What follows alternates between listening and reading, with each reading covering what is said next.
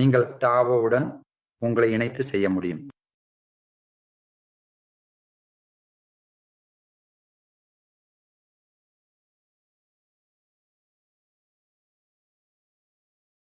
நீங்கள் டாவோவுடன் உங்களை இணைத்து ஆற்றலை உருவாக்க முடியும். இன்றைக்கு நீங்க பார்த்தது டாவோவிலிருந்து உருவாக்கப்பட்ட அனைத்தும்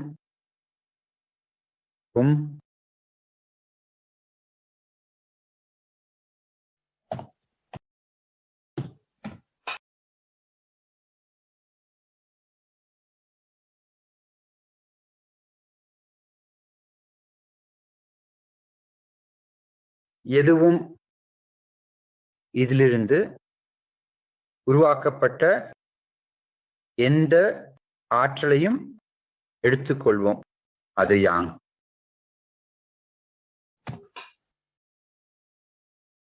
இந்த தாவோவை பாருங்கள். அது முடிவில்லாதது மற்றும் கண்ணுக்கு தெரியாதது மற்றும் ஒன்றே ஒன்று. இது ஒரு மிகப்பெரிய மற்றும் ஆழமான தாவோ. அதன் எல்லைகள் எங்கும் இல்லை.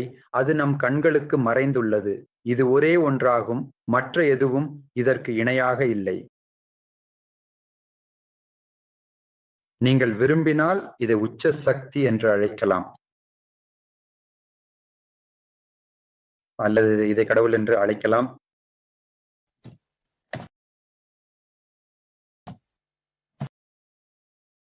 அல்லது இதை வெறுமை என்று அழைக்கலாம்.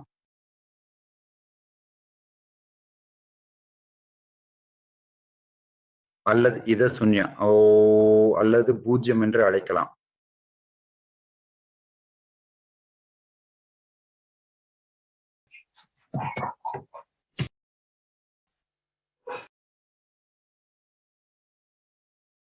நீங்கள் காணும் எதுவும் உண்மையில் அது கண்ணுக்கு தெரியாத மூலத்திலிருந்து உருவாக்கப்பட்டது. எதுவும் அது ஒரு மனிதர், இயற்கை, பூமி, சூரியன், விண்மீன் குழுக்கள். நீங்கள் பிரபஞ்சத்துல காணும் எதுவும் அது தாவோவிலிருந்து உருவாக்கப்பட்ட ஒரு ஆற்றல். ஆம், ஆம், அது ஒன்றே ஒன்று. அது குலைக்கப்படாதது.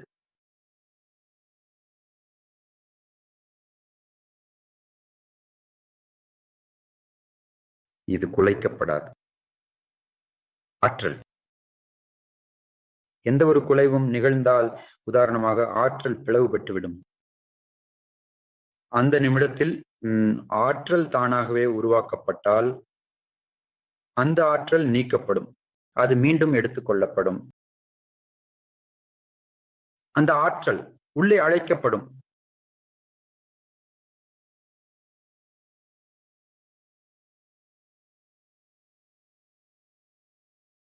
எடுத்துக்காட்டாக, நீங்கள் பிறந்தால்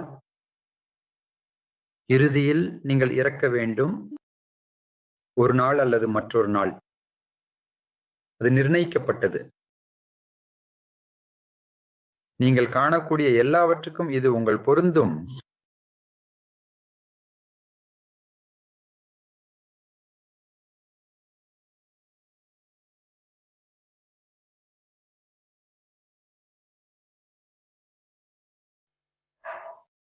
உதாரணமாக, நான் ஒரு ஒலியை உருவாக்கினேன்.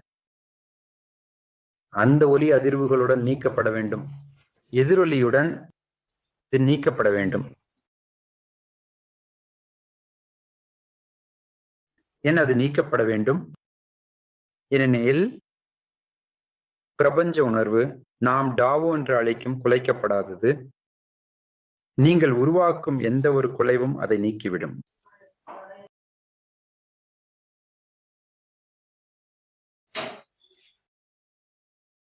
அதையும் அறிவியல் கூட சொல்கிறது. நட்சத்திரங்களும் கூட இருக்கின்றன. ஒரு நாள் நாம ஒரு பெரிய வெடிப்பு கோட்பாடு, நோவா, சூப்பர் நோவா படிச்சோம். எல்லாத்துக்கும் ஒரு வயசு இருக்கிறது. கூடவே கடவுள் இந்த பூமியில் வருகிறார், உடல் வடிவம் எடுத்துக்கொள்கிறார். அதற்கான அர்த்தம் அவர் இறக்க வேண்டும். இப்ப நம் இராமாயணம், நம் மகாபாரதம் மற்றும் அனைத்தையும் படிக்கிறோம்.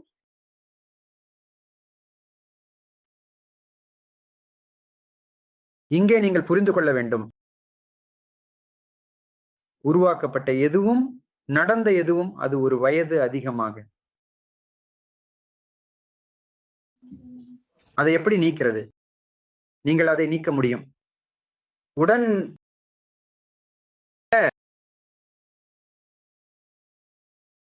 இந்த ஐயன் என்ன?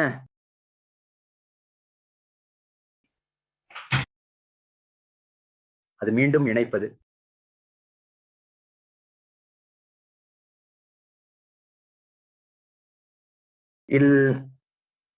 நீங்கள் அதை அழைக்கலாம். அது ஒரு குளிர்ச்சி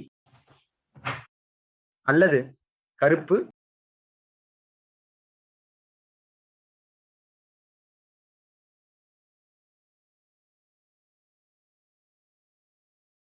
யாங் என்றால் என்ன? நீங்கள் அதை ஒரு சிவப்பு என்று அழைக்கலாம் அல்லது வெப்பம்.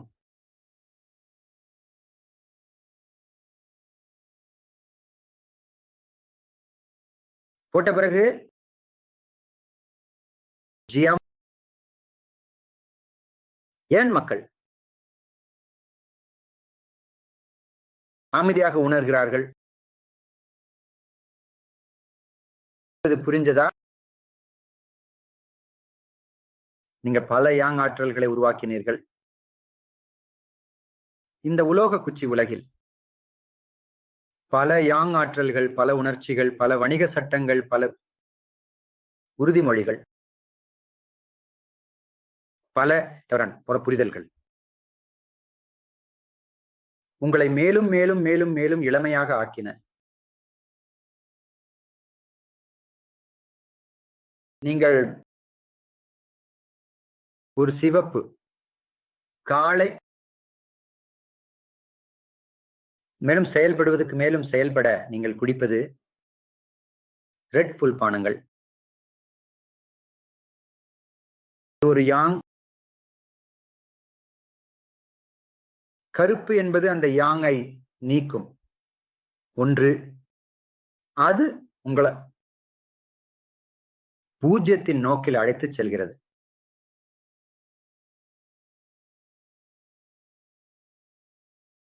அதுதான் பலர் கடந்த வகுப்பில் தெரிவித்தனர். பூஜ்யம் வைத்த பிறகு அவங்க சோம்பலா உணர்றாங்க, எதையும் செய்யல, ஆவலின்மை இழக்கிறார்கள். அதிகமான தேவையற்றது திரும்ப எடுக்கப்படுகிறது. ஒருமுறை நீங்கள் இரு விரல்களின் கீழே கருப்பை வைத்தால் அல்லது நீங்கள் கைப்பத்தியில் எழுதினால் நீங்கள் பூஜ்ஜியம் எழுதுகிறீர்கள். தெரிஞ்சோ தெரியாமலோ உங்களோட ரொம்ப அதிகமான யாங் குறையும், யாங் ஈனாக மாறுகிறது. அதிகமாக உணர்ந்தால் மாற்றுவது நல்லது. இல்லையெனில் என்ன நடக்கும்? ஒற்றார் நாள் உங்கள் மாறும். அது ரொம்ப மோசமானது. அது எப்படி மாறும் உங்களுக்கு தெரியும். அது சில உறுப்புகளை சேதப்படுத்தும். அது உங்கள் சில உறுப்புகளை முடக்கிவிடும். தசைகளை அழுத்தம் கொடுக்கும் அல்லது உங்களை மனச்சோர்வாக ஆக்கும். அது ஏன் திடீர்னு நடந்தது? ஏனெனில் அதற்கு முன் நீங்கள் மிகவும் யாங் உருவாக்கினீர்கள். மிகவும் செயல்பாடு. அந்த அதிகமான செயல்பாட்டை உங்கள் உடல் சகிக்கவில்லை. அது அமைதியை உருவாக்குகிறது. யாருக்கு தாக்கம் ஏற்படும்?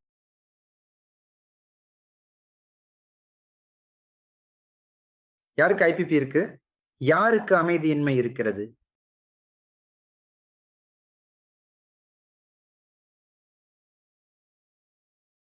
அதனால கருப்பை வைத்து உங்கள் யாங் குறைப்பது நல்லது. அதுக்கு பதிலா இன்னைக்கு உங்க யாங் குறைக்கல அப்படின்னா எதிர்காலத்துல உங்கள் உடல் யாங் குறைக்கும். பட் அது ரொம்ப ரொம்ப மோசமானது.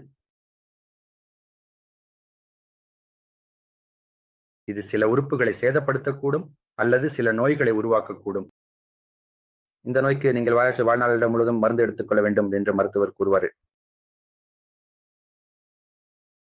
அப்படி எந்த அறிகுறிகளும் இல்லை. நீங்கள் அடிப்படை காரணத்தை தீர்க்கவில்லை. சில மருந்துகளுடன் மேலாண்மை செய்கிறீர்கள். உங்கள் பொருளை மேலாண்மை செய்வதால் நீங்கள் வாழ்நாள் முழுவதும் மருந்து எடுத்துக் கொள்கிறீர்கள். நீங்கள் சரியாக சிகிச்சை அளித்து ஆற்றலை சமநிலைப்படுத்தினால் வாழ்நாள் முழுவதும் மருந்து எடுத்துக்கொள்ள தேவையில்லை. ஆனால் இந்த தர்க்கத்தை நீங்கள் புரிந்து கொள்ள வேண்டும். இன் யாங்கை உருவாக்குகிறது, யாங் இணை உருவாக்குகிறது என்பதை. ஏதாவது பகவாதம் ஏற்பட்டால் உடல் அதிகமான யாங், அதிகமான செயல்பாடு கொண்டது. நீங்கள் தாவோவிலிருந்து விலகி இருக்கிறீர்கள்.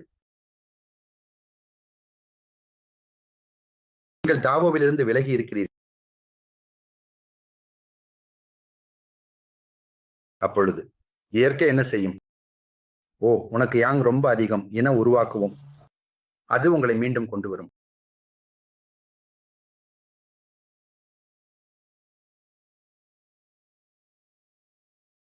எங்களுடைய முன்னோர்கள் அவர்கள் இதை அறிவார்கள். நீங்கள் யாங்கை அதிகரித்தால் உடல் இணை அதிகரிக்கும்.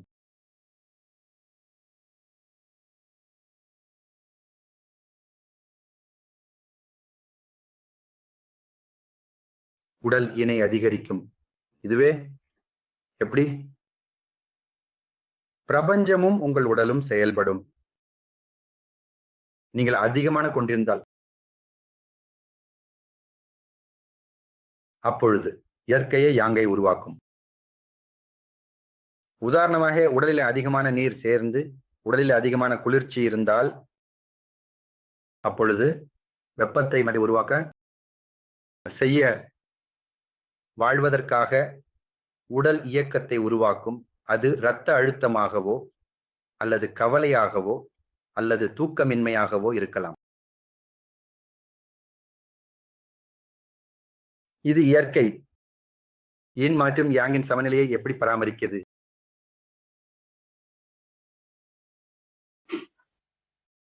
அவங்க நமது முன்னோர்கள், நாங்கள் அவர்களை பாராட்ட வேண்டும். அவர்கள் யின் மற்றும் யாங்கின் சமநிலையை பராமரிக்க அற்புதமான அறிகுறிகளை வழங்கியுள்ளனர். அதுவும் உறுப்பின் நிலை, மெரிடியன் நிலை.